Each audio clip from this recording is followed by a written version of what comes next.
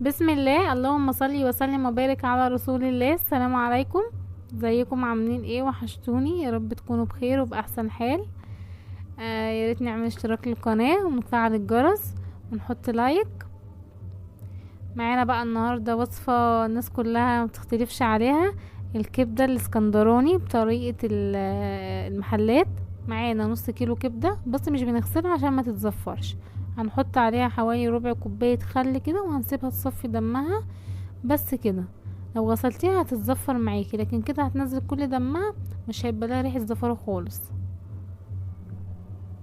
يعني كده بقى بعد ما يعني حوالي ربع ساعة كده هنصفي، هنشيلها بقى، نحطها في طبق وهنحط عليها معلقة صغيرة كمون وكزبرة وفلفل اسمر، وحوالي 5 فصوص توم كده، وربع يعني معلقة زيت وعصرة ليمونة كده، وهنقلبها وهنسيبها بقى تتبل في التتبيلة دي شوية.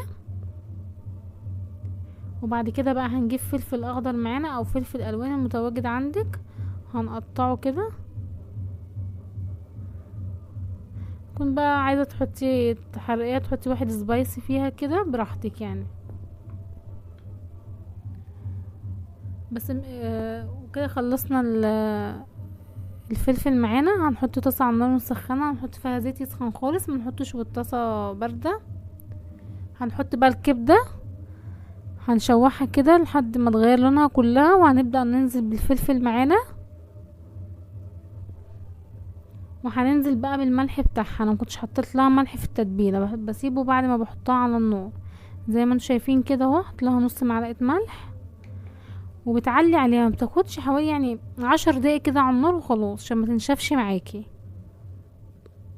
احلى كبده هتاكليها يعني، والله العظيم. ناس يعني كبده يعني السندوتشات اللي بتشتريها من بره من الشارع او من المحلات احلى بكتير كمان. هجيب عيش بقى عندي فينو اهو، هفتحه كده بالمقص.